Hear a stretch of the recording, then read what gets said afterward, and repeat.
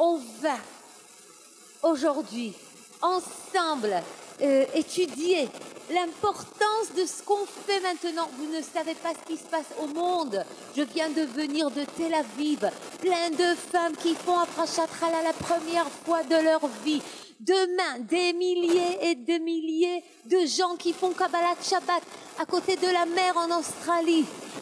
2100 Harim et Chomrim, villes, Nahon, qui font Kabbalat Shabbat. C'est vraiment... C'est quoi cette chala? Qu'est-ce qu'on fait? Ce Shabbat, c'est l'anniversaire du rire. C'est la première fois qu'on entend le rire dans la Torah. Sarah, elle a 90 ans. Imagine-toi, tu pars avec ton petit-fils à 13 ans, au Gan. Elle a 40 ans, elle accouche. Tzchok asali Elokim, kol hashomea yitzchak. Maintenant, j'ai eu cette capacité de rire. C'est quoi le tzchok? C'est quoi yitzchak? C'est quoi la capacité de rire? Le bon Dieu, pour la première fois, il parle avec une femme. Il vient chez Sarah et lui dit, as-tu ri? Et elle dit, non, mais c'est pas la vérité, elle a ri. Après, il lui dit, pourquoi tu as dit que tu es trop vieille pour avoir un petit bébé? Elle n'a pas dit ça. Elle a dit, mon mari est trop vieux. Pourquoi le bon Dieu ne dit pas la vérité? Pourquoi Sarah ne dit pas la vérité? Et la réponse est, parce que le rire n'est jamais vrai. Les femmes qui sont que vraiment, ne peuvent pas rire. Le rire, c'est chok en hébreu, veut dire c'est chok. Sors de cette loi que tu connais. Une femme de ton âge ne peut plus tomber amoureuse. Et une femme avec les dettes que tu as ne peut plus se relever. Une femme avec un fils pareil, une fille pareille, tu n'as plus d'espoir. Et quand Sarah, elle pense qu'elle a plus d'espoir, son mari l'appelle, Sarah, Mahari, Louchi, fais vite, lève-toi, fais des gâteaux. Mahari, Louchi, travaille la pâte, et fille au goth, fais des gâteaux. Pourquoi? Elle lui dit, il lui dit, Oréach, il y a un invité, un hôte. Elle dit, moi j'ai plus d'hôtes. Hadal heyot li orach kanashim. Cet hôte qui vient chaque mois visiter les femmes jeunes ne vient plus me visiter. Moi, j'ai plus d'espoir. Et il lui dit, maintenant, tu dois développer cette capacité des femmes qui rient. Tu vas aller dans ta cuisine et tu fais un gâteau. Vous connaissez cette chanson qu'on chante dans l'anniversaire israélien. En chagiga, bli bli bli bli ouga. Il n'y a pas de fête sans le gâteau. Eh bien, Abraham, il dit, hafour, le contraire. En ouga, bli bli bli chagiga. Quand tu fais le pain, quand tu fais ton gâteau, tu vas soudain voir quelque chose se renouveler. Pourquoi? Regardez cette pâte. Cette pâte, avant de se relever, elle est pleine de rides, elle est pleine de cernes, elle n'est pas lisse, comme nous. Le matin, avant de nous maquiller, tout à coup, elle se relève. Elle est toute tirée, elle est lisse, l'effet Botox. Car après, tu commences de la travailler, elle retombe de nouveau comme toi. Après, tu la rentres au four, elle se relève, elle est tirée, elle a la couleur. C'est comme ça, la femme. Chala vient du mot hatrala. On peut toujours nous relever, même après qu'on est tombé. Et moi, je dis toujours, c'est ça la danse de la vie. Plier, relever. plier, relever. Tu te plies et tu es malheureuse et tu te regardes dans le miroir et tu dis « Il m'allait comme j'étais belle une fois ». Toujours je dis que la femme que tu es jalouse d'elle le plus, c'est toi comme tu étais il y a 10 ans. Les pauvres enfants, comme je les aurais. Et les premiers, on prend des photos, on est gentil avec eux. Maintenant, non, ils font tout seuls. On peut se relever. Et c'est ça la chala, la hatrala. Et le Ben Ishraï, il dit quelque chose de si beau. On voit dans cette génération des filles et des garçons et des maris, lo alenu, qui se sont détachés de la racine, détachés de la tradition. On veut qu'ils vont avoir, nachon, qu'ils aient,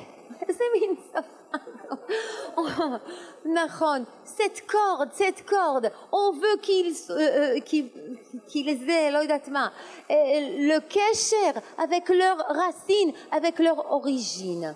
Il dit le Ben Ishraï, si c'est ton fils, ou ton mari, ou ton copain, et il est allé très loin, il est détaché, tu fais la chala de 3 tresses, 3 tresses, et tu l'as fait avec la kavana qu'il revienne à cette corde, à cette origine de Abraham, Yitzhak et Yaakov.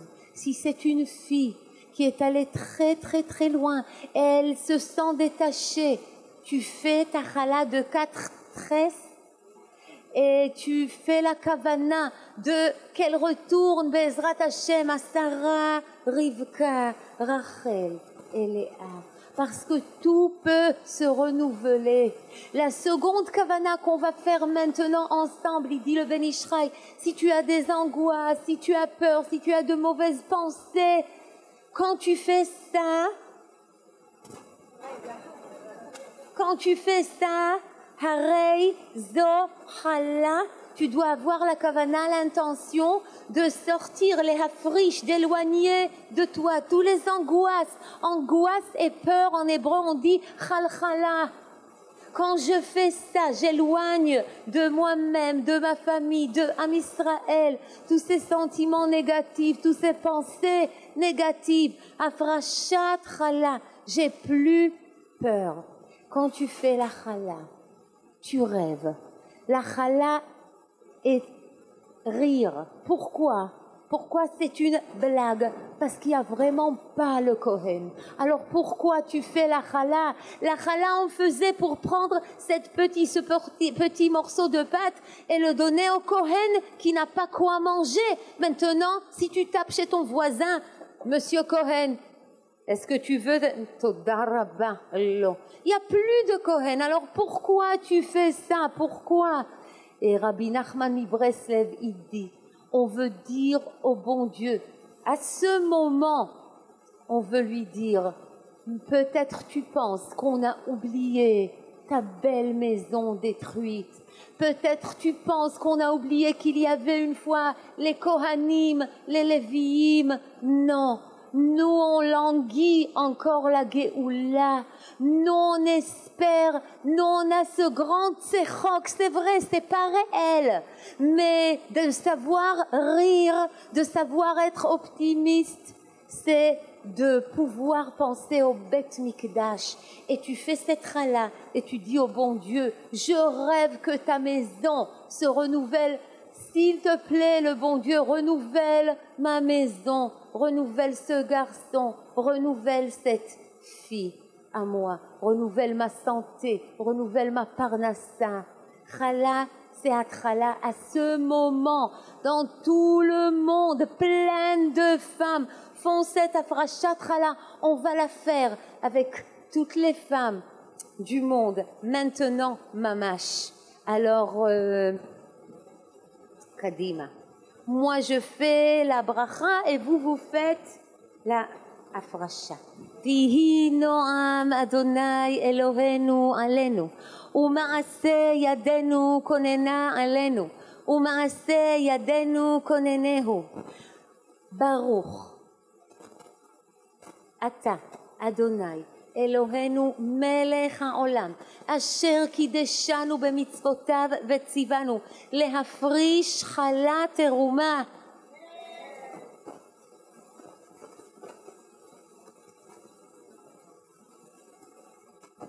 הרי זו חלה.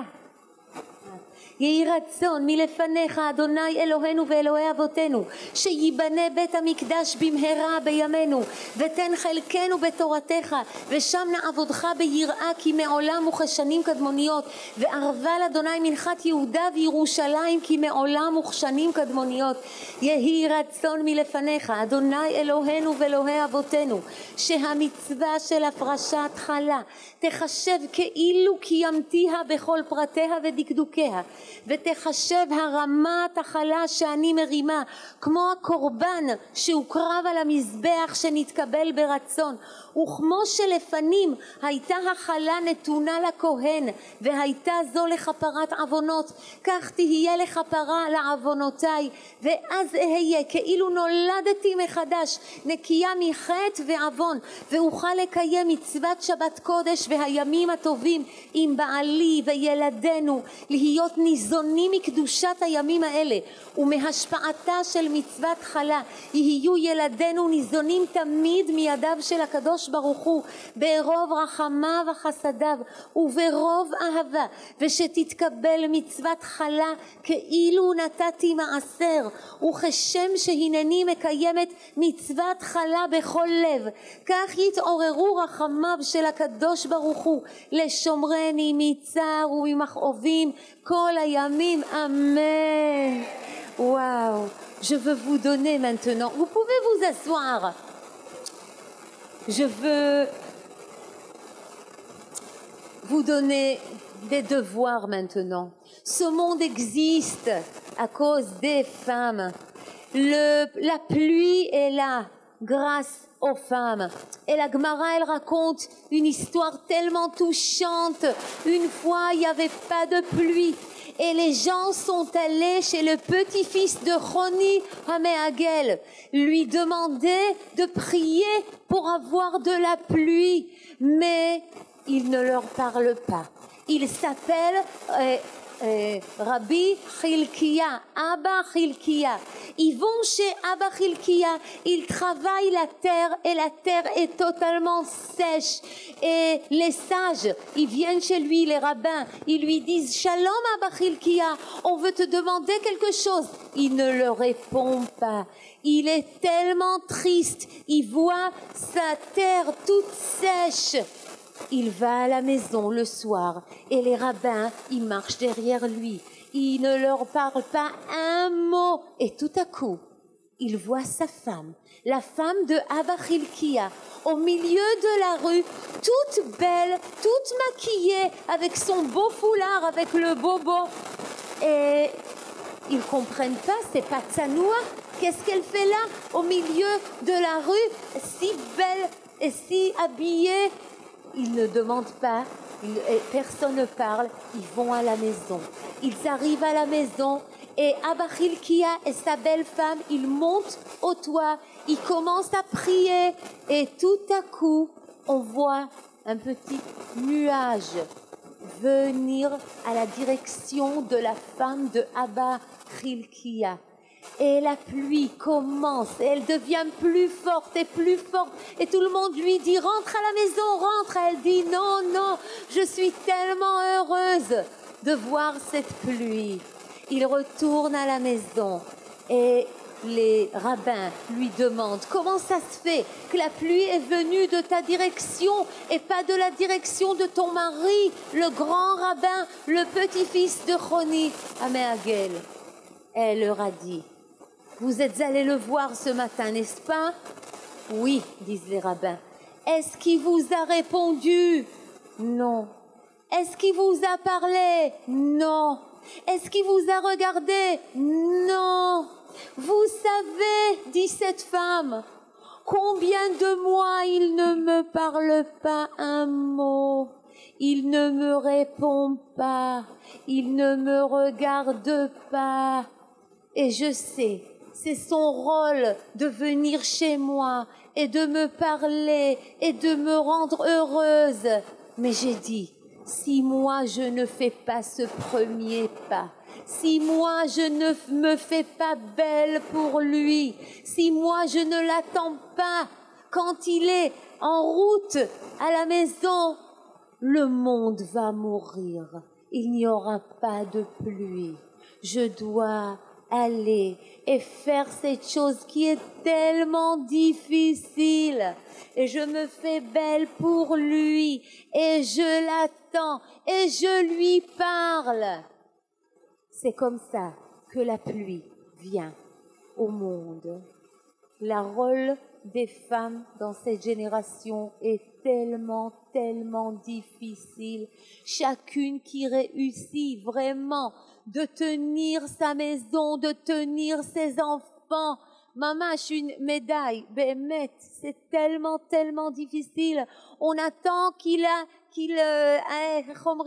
l'initiative. Mais si tu l'attends, on va tous mourir. Le monde va mourir.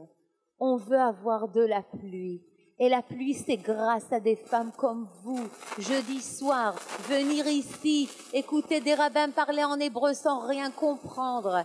À côté de cette pâte, et encore espérer, et encore prier pour l'amour dans ta maison, pour tes enfants. Le bon Dieu vous aime tellement, Béhémet, tellement. Je vous promets, je veux maintenant, à ce moment très très kadosh, que chacune met ses mains sur la tête de la femme qui est à côté d'elle. Boy neshama, boy, kacha. Et de tout ton cœur, boy neshama, boy. Comme ça, sur la tête. C'est comme ça que la bracha passe.